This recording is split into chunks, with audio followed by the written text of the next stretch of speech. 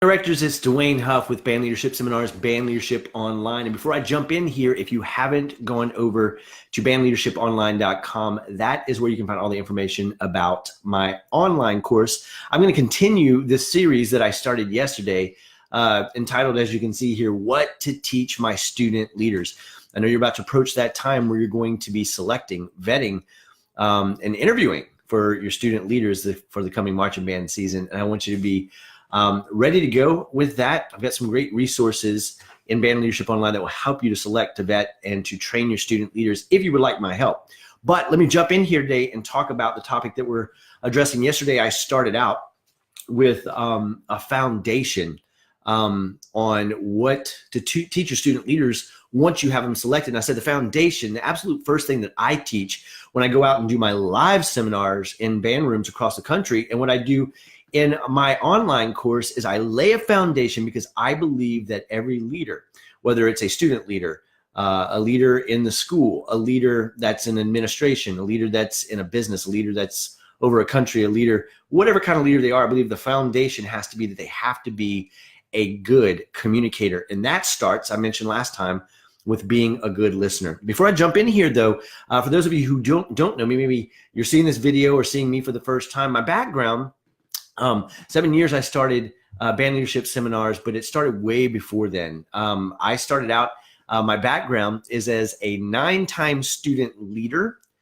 and a 6-time drum major in the marching band. And the students tell me that's basically like being a unicorn in their space. And I went on a journey shortly thereafter to figure out how to make leadership even better and reach back to student leaders and help their journey to be even more successful, less stressful, and a little more certain for them. I've never been an educator. I honor you for everything you do, but I come back from a student leader space, and with some knowledge that I've been studying since I was a young student leader throughout my professional career, and some things that I've found out over the last 7 years that will really serve your leaders. And the foundation I always lay is in communication. Yesterday, we talked about being a good listener. So if you missed that video, go back and check it out. But today I want to talk about how to teach them communication. There are 2 concepts, and you can look it up and find it on the internet and really get the deep dive on it if you want, or run over to bandleadershiponline.com. I have it all laid out in my online course. Press play, done for you. Take the guesswork out. There's also a 30-day money-back guarantee for that course. If you try it out and you don't like it, let me know. I'll give you your money back. Plus, I'll let you keep the course for a full 30 days just for giving me the shot to serve you in your band program. But 2 things that I teach, and I invite you to teach your student leaders this, or at least expose them to this. Number 1 is behavioral styles. Now, for the past 7 years, I have 3 free videos, and the first video, the 3 videos have helped over 10,000 schools across the country.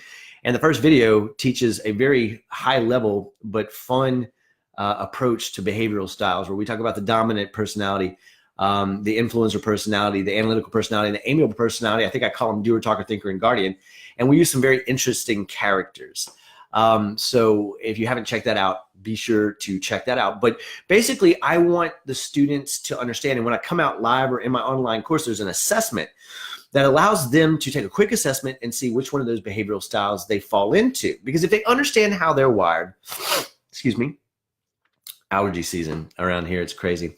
And if they understand how their peers are wired, when they have that foundation and that understanding about, here's how I'm wired, here's how I take care of, here's how I approach things, here's how I communicate, here's how I receive things, and that's the same as this person, but it's different than this person, I lay a foundation that says, look, now that you understand the subtleties and the differences between you and the other people, as a leader, it becomes your responsibility to make the adjustment to them. And where did this all come from, right? Because for the past 7 years, Dwayne, what do I teach my student leaders? I've got great kids, but I'm frustrated. This is overwhelming. There's so much information out there. What's relevant to my band program, to these students? And I tell them, you got to give them a foundation and understand how they're wired and how their peers are wired, so that it reduces the drama and the conflict in your band, so you can get on with rehearsal, putting the show on the field, and having a successful year. So the first thing that I would enlighten my students on, if I were in your position as a band director, and this is what I tell band directors all the time, give them a foundation in the behavioral styles. And there's tons of information out there. Again, if I can be of assistance, go to bandleadershiponline.com. I've got a whole course that will literally do this for you. You don't have to put in the hard work, the guesswork, and research to try to figure it out yourself. The second thing that I would say is there's a wonderful concept called the Johari window that two American psychologists came up with. And this was back in the 1950s, but it's a visual representation, and it shows 4 different windows. One being the open window of communication, where everything flows. There's no secrets, there's no conflict, there's no missing information. It's just we know, we get, we understand, we flow in it. But unfortunately, that's not where we operate most times, whether we're face-to-face, over text or email, over the phone. We tend to deviate into these other quadrants. Look it up, you'll see it. You'll see a visual representation. Matter of fact, go to Google, go Johari window, Johari, and you'll see a visual representation as even I'm explaining it right now. Excuse me.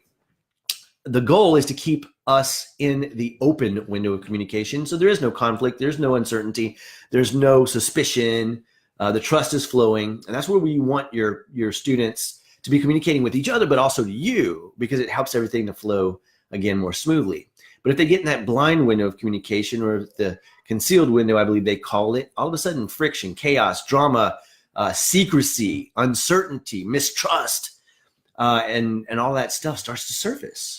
And you don't want that in your band. And the reason I think that is so important, I teach it in my online course and in my live program, is because I believe whenever all of the students have a visual representation about what good communication looks like and can be, coupled with the fact that they're good listeners, all of a sudden things start to flow better. They start to open up, talk to each other, listen to each other.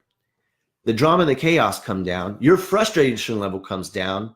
It becomes a lot less overwhelming, and you can actually run rehearsals because you can entrust your leaders to be able to be effective whenever they instruct, direct, and guide their peers to the vision that you've set forth. So those 2 things, the behavioral styles, and the Johari window, I definitely would say are very important.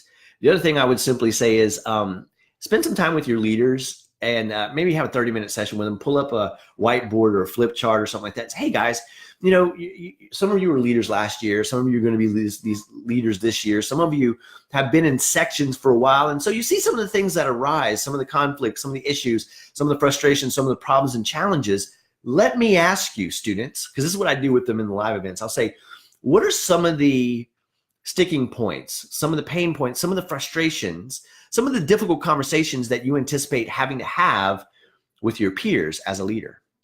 And then let them open up and tell you. And then jot those down one by one on a whiteboard, on a smart board, or a piece of flip chart paper. And take some time letting them role play it out and make them switch roles. And then you as the adult can facilitate the conversation, guide the conversation, debrief it, and simply lead this conversation and say, okay, guys, they had this dialogue, they had this conversation, talk to me. What did they do well? And let them tell you. And then say, okay, well, what could they have done differently or done better? And let them tell you. Because what you're doing is you're not telling them and teaching them how to communicate effectively. You're guiding them to self-discovery. And oh, happy day when students self-discover.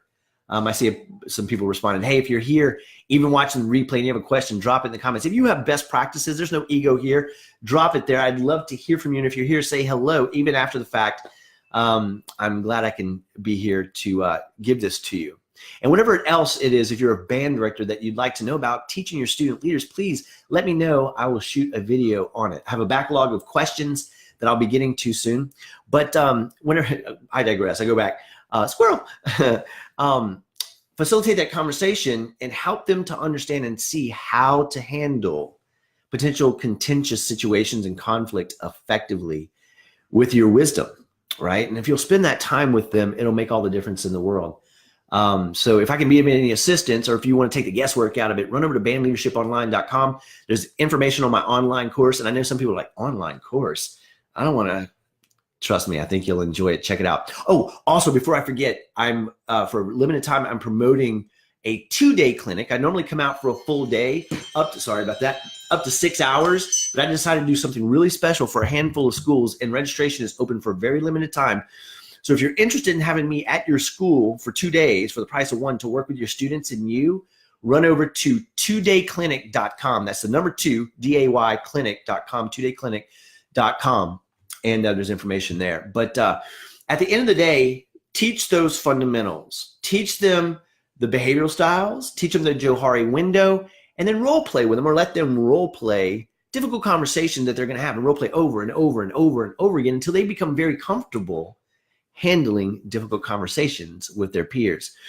You know, I can think of many times that if I would have had a situation like even in my drum major camps, for those of you who don't know, I studied with Dr. Tim Lotzenhauser for 2 summers, George Parks for 2 summers, Tom Leslie for 2 summers, and then I went on to have other leadership mentors, including Dr. John Maxwell, the #1 leading leadership authority in the world. And if I would have had someone take me through the process of implementing, of practicing the behavioral styles, the Johari window, and all of those role play scenarios that I just mentioned to you, I would have been so much more prepared and effective in my student leadership role. And I didn't get that kind of awareness until I entered my sales career, the last 8 years of my sales career, where we just really took all this stuff and applied it to the conversations we were having with our customers. But I tested it with the students. They love it. And if you do an effective job with it, it serves them and you right there in the marching season, but throughout the year and throughout their lives. So you're empowering them with life skills with this stuff.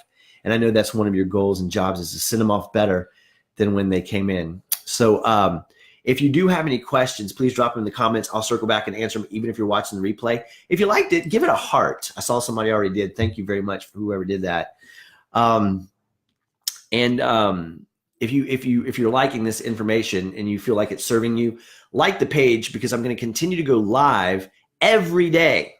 That's my commitment throughout marching band season, hopefully into the rest of the year, but at least starting now through marching band season. If there's anything I can do to serve, any questions you have, please don't hesitate to ask.